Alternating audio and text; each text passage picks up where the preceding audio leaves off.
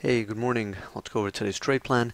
So, as we discussed in yesterday's recap video, the main scenario that was in play was the upside breakout, and that ended up materializing on the ECB announcement, and then following that, the press conference at 7:30 a.m. Central.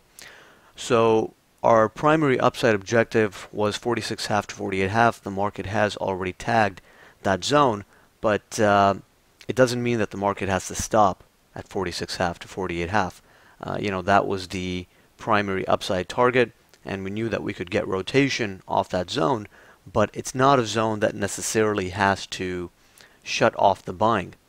So heading into the open, we want to see ES holding above 36 to 38. That would confirm that the breakout is holding, and if we start breaking below 36.38, then that's going to be a early warning sign. It doesn't mean that the sellers would necessarily take over on a break below 36.38. For that we're going to use the 26 to 28 zone, the initial support zone.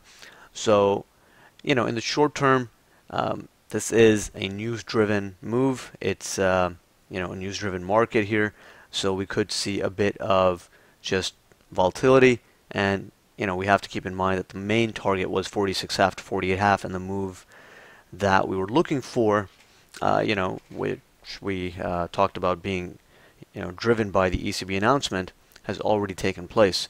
So now that, main idea is done, and once the market opens here, the regular trading hour session, we have to think, is there still enough room to justify getting long the market and looking for some higher prices? So, you do still have to be selective and patient, because the primary move is, something that's already happened.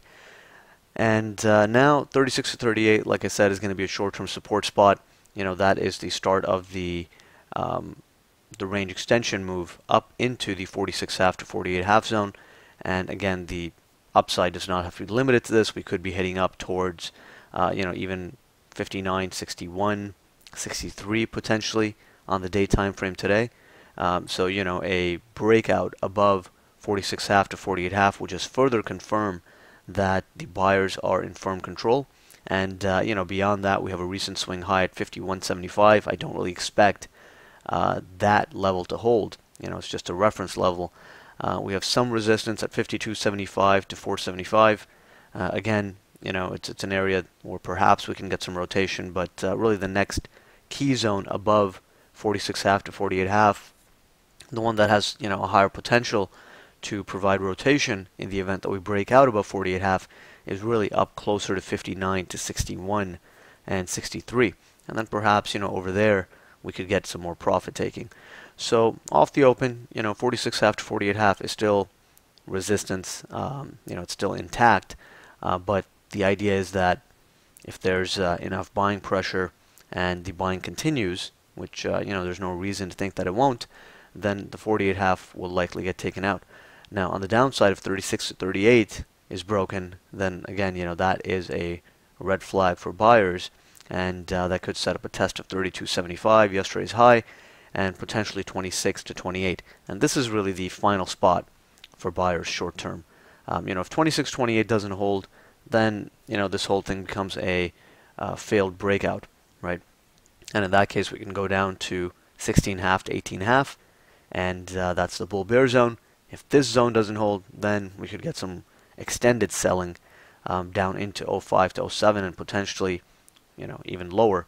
Now that's not the scenario that's in play at the moment, but we have to be prepared in the event that the market does turn around, and in the event that the market has already hit the upside target, and that's it, the buying is done, right? So we have to be prepared for both scenarios, but by default, as long as the market's holding 36.38, we're going to give more edge to buyers.